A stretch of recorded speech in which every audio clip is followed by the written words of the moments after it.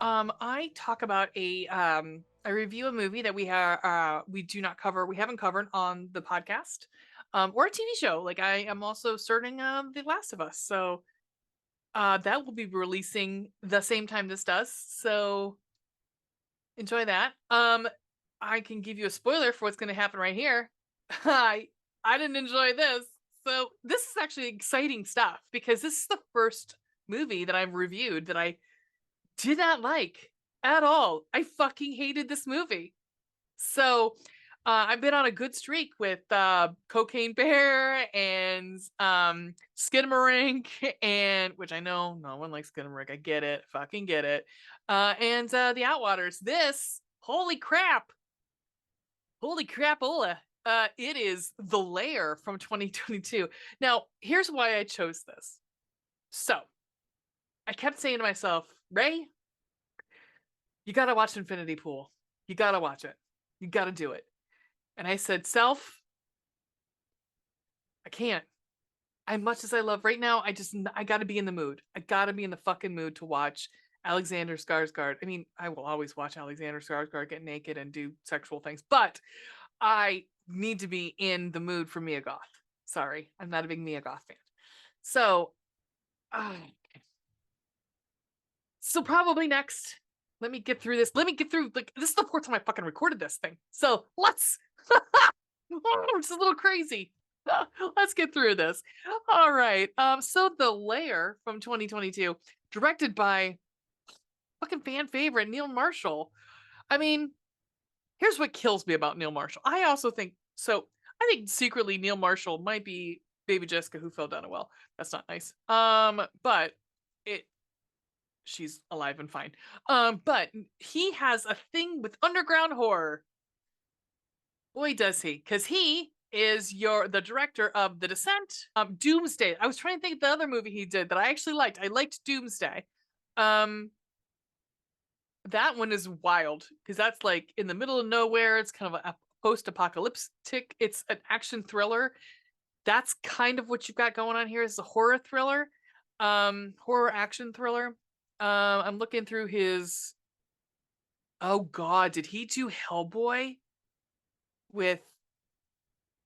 Oh, oh, I did not realize that. Oh, I love you, David Harbour, but that was god the fuck awful. So that's what happened is he was relegated to go do this garbage.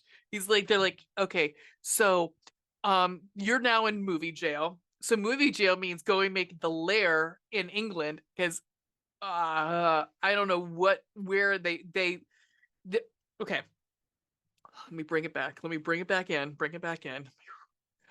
Oh, this was up for an award. I can only imagine what it was. The Richard Harris International Film Festival? Oh, Richard Harris. That's a shit. Poor Richard Harris like a shit on his grave. Wow. Okay.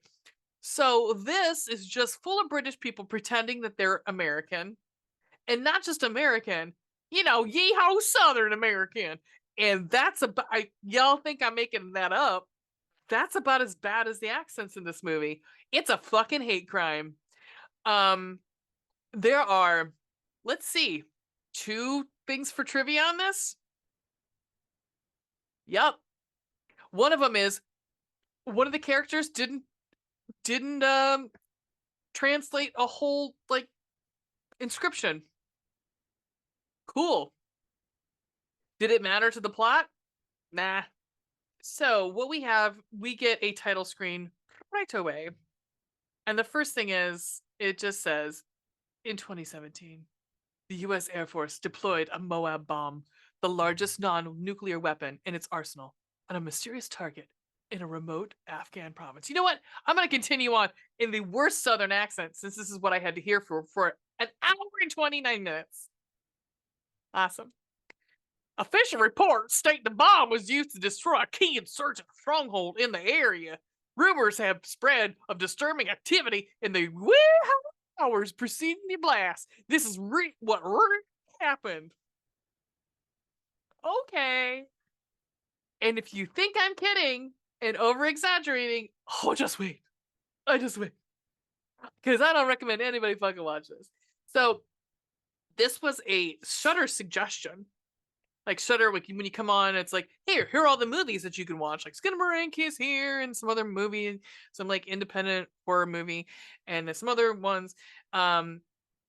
Gretel and Hansel, which came out in 2019, isn't a PG-13 movie. You can get the fuck out of here with your fucking PG-13 horror movie that looks lame. Get out of here. Nope. What really pisses me off about that movie is that they pull you in with that fucking trailer because it looks like it's gonna be creepy. All the creepiness is in the fucking trailer, so don't give me that bullshit. Anyhow, so I started watching the trailer, and I was getting I was jonesing for it because I was like, oh, this will make up for Shadow in the Cloud. Yay. And then I realized, because I was like, oh, there's a female like Royal Air Force captain. She, what is it? Shot down over Afghanistan. I didn't realize it was like nowadays, present day, but it's fine. I was still like, yes, okay, exciting. I wanted something with a chick doing like punching and kicking ass. Well, we get that for about 20 minutes. So this pilot, her name's Sinclair, we get 5 minutes of the first part of this is dumb. Like, I didn't pay attention. In fact, I was writing a script for first part of this. I'm like, oh fuck, I should probably pay attention. I'm like, should I go back and watch it? Nope, doesn't matter. Does not fucking matter. Backstory that doesn't matter. It is her life at home with her child. Just to tell you that she's got a child. I'm like, couldn't she just pull a fucking picture out of her wallet and be like, here? Oh, that's right, we don't have pictures anymore. That's right, I forgot. Back in 2017, we didn't have pictures either. So, but she'd been like, here's my baby, my child. But no, we had to see her at home being a mom, and then, which is fine. And there's something else that comes up later that's really weird, and the way it's worded is real weird. But again, we've got this underground horror. Yay. And I believe, if I remember correctly, did not Hellboy have a whole thing about underground shit too? Neil Marshall, what the fuck is happening? Do you need help?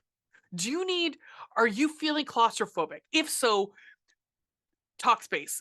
They don't sponsor us, but please talk to somebody. Anyhow, all right. So this Sinclair goes down with her co-pilot in an Afghani province, and they pretty much end up getting shot by the Afghani insurgents. And what I really love, thanks Shudder. I'm sure that this probably wasn't Shudder's fault, but I know we've talked about this on the podcast before. I always have closed captioning on because I'm deaf in one of my ears, pretty much. I mean, my hearing is so bad I can't decipher, especially accents are really hard for me. So I usually have the subtitles on all the time. This was just said native language. I'm like, I'm pretty sure that that's actually a language. There's a name for it. Native language is fine, I guess. Cool. We couldn't be arsed. Anywho, so she takes out pretty much all of the insurgents that are there. And I'm calling them insurgents because that's what they called them. Which it's a they leave. This movie will take you places. This movie will take you to tell you that it's morally ambiguous. There's morally ambiguous. That's a basically gay duo of whether or not, like, who actually is the bad guy in this, and who is actually an insurgent, and who's just, yep, cool. All right, so she gets past the first group of like of these Afghani soldiers, and she gets over to, like, she's running, and she comes across another group of them, and there's more of them, and with bigger firepower. Like, they've got like a fucking missile launcher, and they pretty much like shoot. She's right in front of this look like to be a stronghold. Like, there's big giant metal doors that are chained off. It looks like the opening to a bunker or a stronghold. So they bust it open enough with their rocket launcher or whatever the fuck it is. It's a big gun, guys. I don't know. That she can get in. And so she gets in there, and they're like, they scurry in after her. Now, I want to make this point clear because she does something later that made me go, "Wait, what?"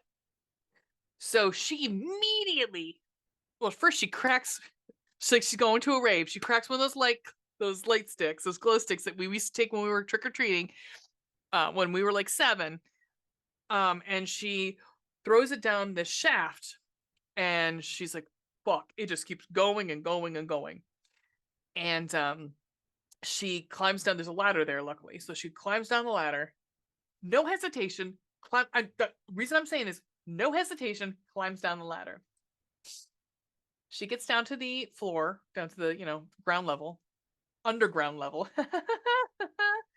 And she finds pretty much like a lab, a living area where someone like Shawshank-esque put up these like pinup girl posters, and there's like food, not so much food, but like, well, it could have been food. And there's no light, so we're just getting stuff off of images off of flashlights, with whatever the light hits at that point.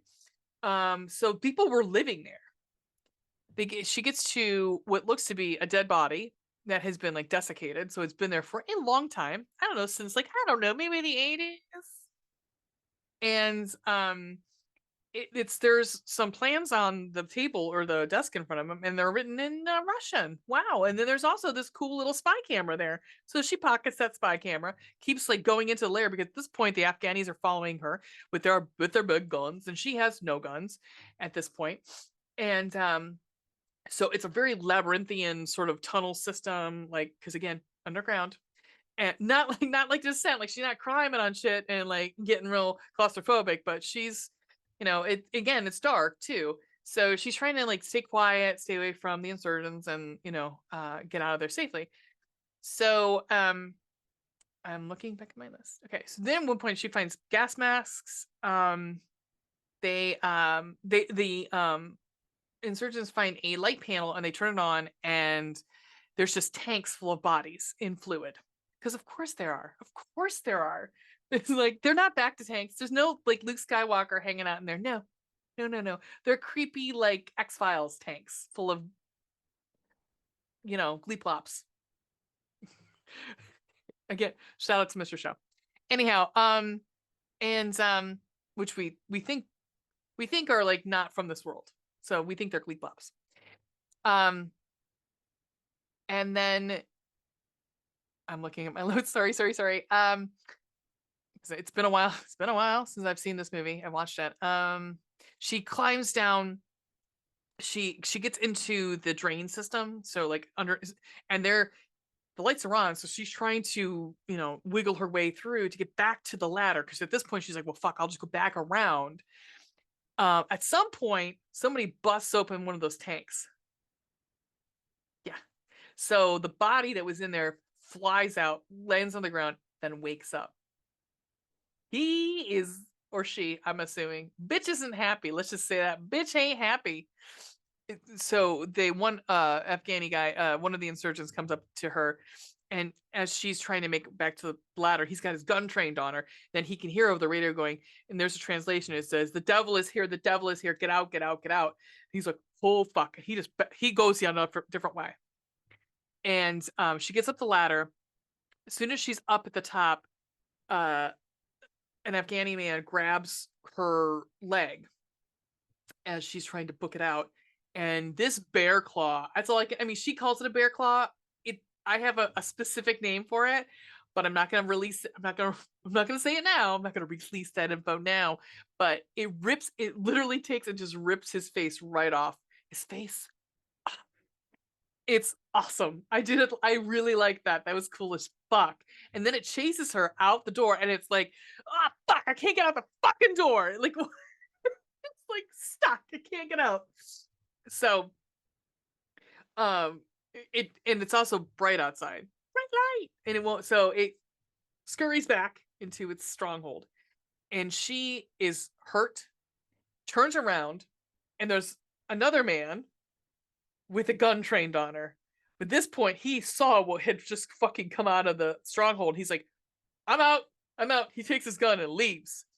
So she's wandering for a while, injured, obviously. She's been shot.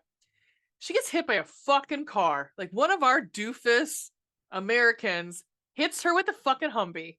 I mean, it actually, I laughed out loud. I'm not gonna lie. I was like, oh, bitch got hurt. I was like, oh, she got hit. It's like 20 points right there. But then, like, I was like, of course, a fucking course. As soon as the first accent comes out of someone's mouth here, I'm like, oh no, oh, oh no, oh, oh no, that's the take you're going with? Oh no. So I knew quite quickly what we were in for. So the Americans save her and get her back to Fort Apache. Accents weren't enough of a hate crime. You couldn't actually just then use Fort Apache too. Cool. Double down on that racism.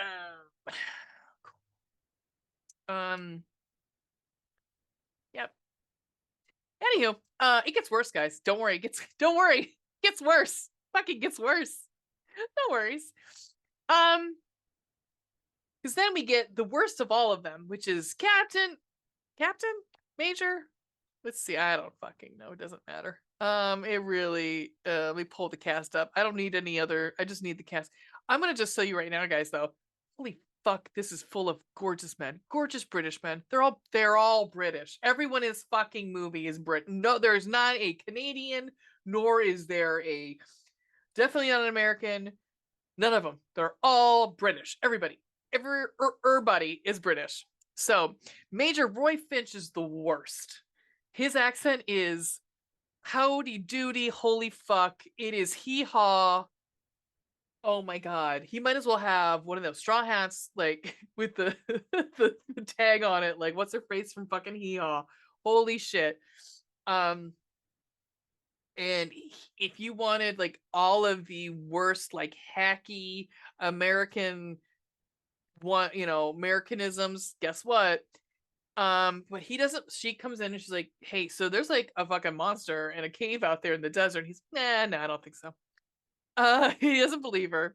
He's also getting a voluntary retirement or discharge, and so he's not happy about that. The one person that does believe her, his name is Hooks, or as I was calling him, Tom Fiddleston, T-Fids, because he looks like Tom Hiddleston, but he ain't. His name is John Howard. Jonathan Howard is also very good looking. I'm telling you, this full of good looking guys. And here's what happened. This is what happened with this movie. I'm almost 100% positive this is what happened. Was they were like, okay, we could either have we can pull in Americans, or we could just find some of our own who can do the best American accent will be in the movie. And this is what they got. Like, never will I ever apologize again for Americans doing British accents, because for the most part we know we cannot do it. And not every British person can do an American accent. See Benedict Cumberbatch as Doctor Strange. I'm sorry, it's bad. This is, again, a fucking hate crime, dude. Like, I felt, oh, I felt threatened. Anyhow, so why they even brought Americans into this, I don't know. Why they just leave them British, I don't know. I don't know. Anyhow, what I love is he and T-Heads and Sinclair have this like heart to heart where, she asks him the obligatory, so you got a girl back home sort of question, and he's like, no, don't have time for it with all the work. And he's like, what about you? He's like, I got a kid. And she's like, but her my son lost his father last year. I'm like, that's a weird way of saying that. That's pretty much saying, hey, you can stick it in me. It's fine. I don't got nobody. That's fine. I got a kid, but you can still stick it in me. Possibly come. It's fine. I can have another kid. Classy. I'm a classy damn. What I love is she's playing with this locket I guess the kid gave her, and he comes up to her and he says, Uh, hold on. I'm guessing you didn't get that thing out of a Christmas cracker. We don't have those here, guys. We don't have them here. I've watched enough. I know enough British television to know what the fuck they're talking about. That is a British thing. It's not an American thing. We don't have anything like that. No. I watched Doctor Who. I know what happens. Anyhow, um, we don't need. We can then Fiddles starts to tell Sinclair all the backstory of all the characters. We get, oh, he did this and he did that and he did that. I'm like, we don't fucking need any of this. Just show me the monster. I want to see the monster. Then we get this character, guys. I can't. He's supposed to be Scottish, I think. He can't. It's a British person who can't do a Scottish accent. Like, it's bad. At one point, I'm like, I think he's a vampire. I think he's Scottish. Oh my god, I think he's Gerard Butler in Dracula 2000. Holy fuck! Like, it was all over the place, and he's using all the slang so no one can understand him because it's funny. It's funny. Holy poop! There's one person in this movie, they let him do his own British accent, and he's the best actor.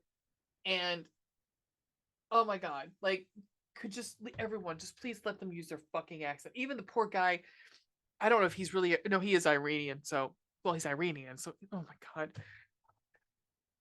Anyhow, I was thinking about so they do bring in, we learn right away is they bring in, his name is Kabir, is the guy who had his gun trained on her as she got out of the stronghold. He's actually Iranian, he's not Afghani. But he has an accent too that's to beat the band. But not I don't know. I don't, I'm not going to comment on that one because I don't know. It didn't seem right to me. It seemed a little stereotypical, and I was like, I'm not touching this one. So when they bring Kabir into camp, he's like, yeah, no, she's fucking right. There is a goddamn monster. So now everyone's like, oh, there might be a monster, or maybe not. I don't know. Like, it's like half and half that people that actually believe her. Well, very quickly, luckily, very quickly, there's another character named Serrano. This is where I'm talking about the fucking hate crime, because the person playing Serrano, his name is Adam Bond. It's very pretty.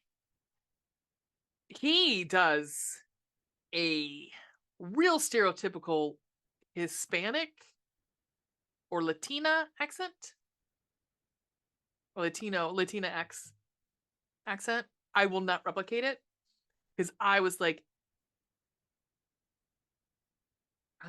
did no one stop him and say, no, nah, brah, this is not cool. No, someone's gonna call somebody about this. Like, yikes. Luckily, he gets me eaten right away. So we only have to hear like a couple lines from him. Oh, enough that I was like, all right. So this is where we finally get to see the monster full out. All right, this is what I believe they look like. They look like chuds mixed with venom. So I was calling them Chunums. Chunning Tatums.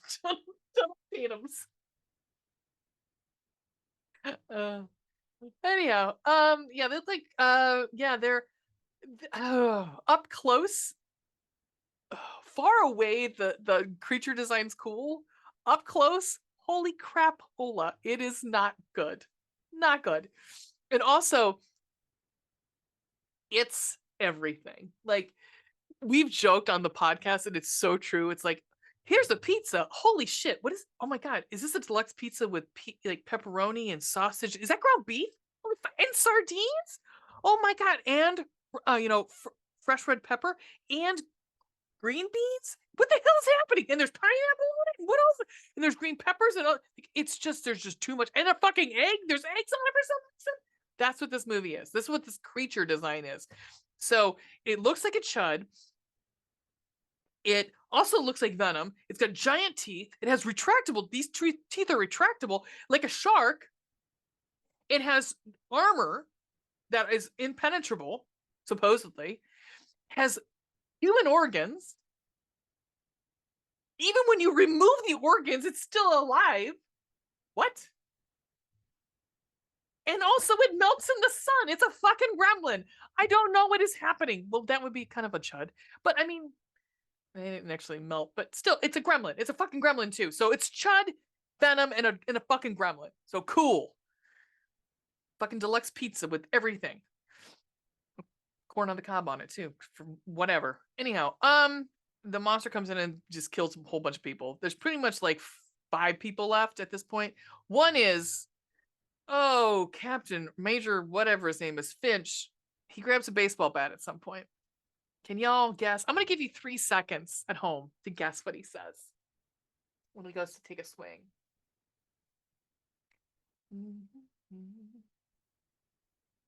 He says, "Batter up, you son of a bitch." I'm sorry. Batter up, you son of a bitch. Yep. A lot of CGI blood. A lot of CGI blood in this movie. A lot of CGI in this movie, and Siffy level of CGI. Yep. So who's left get to the armory, and they find out in the armory it's just full of toilet paper. So great. And they're there till morning, and that's when they find out that they can melt in the sun or whatever. My first note is, why don't y'all leave? Sun's out, guns out, leave, go while you can, while the Chunums are gone, leave. But they supposedly don't have enough gas, and they're insurgent territory, so they don't have any means to get out. And of course, all of the radios have been destroyed by the Chunums from the Chunum attack from the night before. It wasn't just the one; there was like a ton of them. Then we find out, because at some point we think Finch is possibly dead, but he's like listening, is asleep the whole time, and he wakes up and he has this fucking exposition dope where we find that the Soviets traced some sort of like flying object that had crashed Earth in Siberia, happened to be in like 1979, and the what we learn is that they started the Russian-Afghani war to cover up that they were in Siberia with this fucking stronghold and this alien tech. Okay. So 10 years of murder and death and war for an alien tech in the desert, which I'm like, I'm sure it was underground. No one probably would have noticed. Anyhow, fine. They go through the inventory that's in the armory, and they're like, well, what can we do? Well, what do we have left? And they're like, well, we don't have C4 to blow it to sky high, or enough at least to probably kill the Chunums, at least the ones that are in the tanks that are still left. They who's all left at this point? Finch starts doing this monologue about like he's trying to be my boy, Bill Pullman from Independence Day. He's trying to do, this is our Independence Day. Nope, no, because he gets also punched in the face by this fucking Chunum right as he's finishing his monologue, and he throws himself on top of the Chunum with a grenade, so he blowed himself up. They get back to the hole, to the stronghold with the Humvee and the C4, and they're gonna drop the C4 over the hole and just fucking book it. Cool. Suddenly, Sinclair is afraid of heights. Okay. Okay. So, fine. Then all of a sudden, so as they're leaving, one of the Chunums, oh, I meant to say, I forgot. Sorry. One of the Chunums has attacked Sinclair. They have these tongues that come out the sides of their heads, which was kind of cool. It was a nice practical.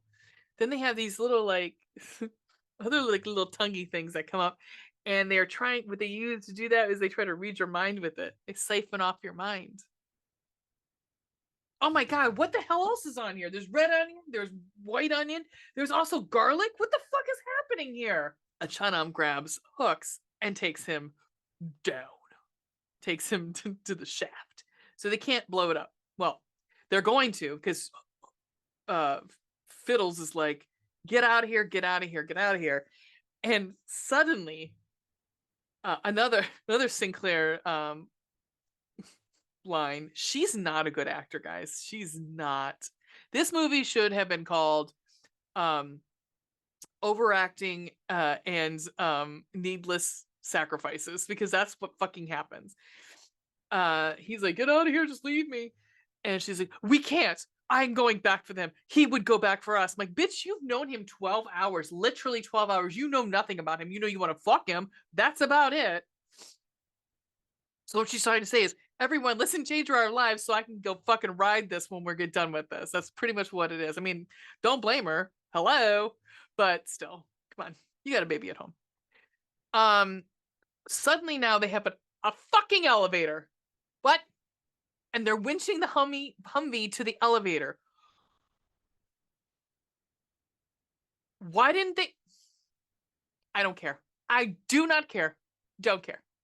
So they get down to, they instead of all of them just using the fucking ladder, they all get in the elevator that goes down with the Humvee, because it's attached. And they're looking for Fiddles. And they come across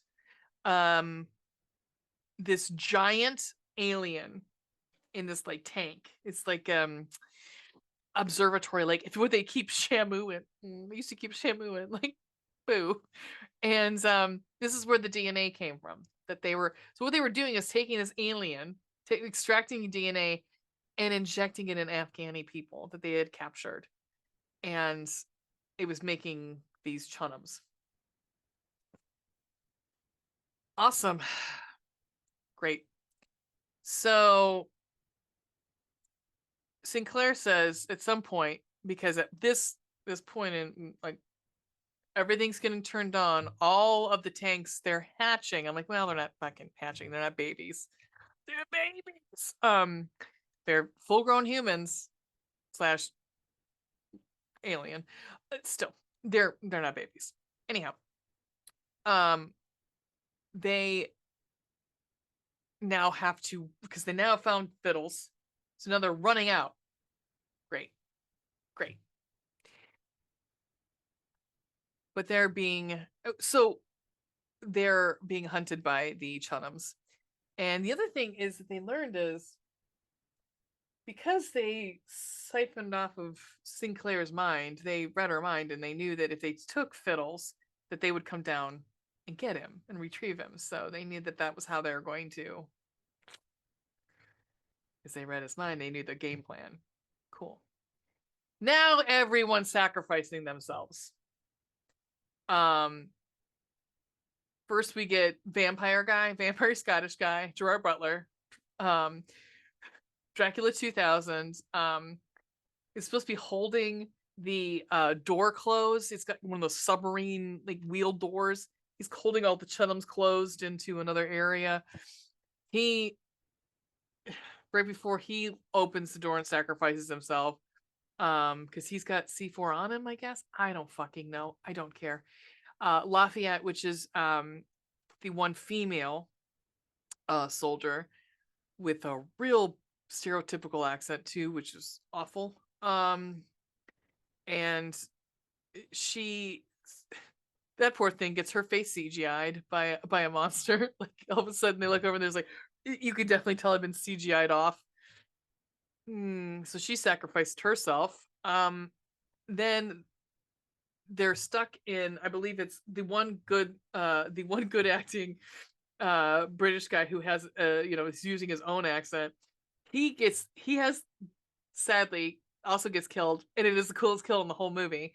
Is one of the Chunums does a dead alive and punches right through his head, and that was cool. I was like, oh yeah, look at that, dead alive. I wish I was watching that. And then Kabir also sacrifices himself too, so that way, Sinclair, she's gotta get out. She's gotta get it fucking, she's gotta get it on, and she's got it, she's hot, she's got it fucking going on. We all know what's gonna happen. We need her to go fucking go on and keep fucking.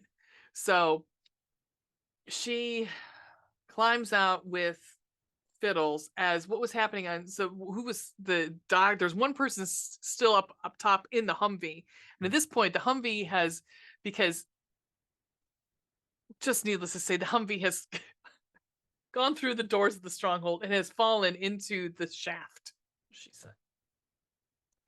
So they climb up the ladder, get out, and save the one like remaining American soldier who is like the doctor, I guess, who had been kind of like the lookout. And the whole time we learn that, I guess, well, from the title card at the beginning, we just keep hearing this countdown. It's like 15 minutes.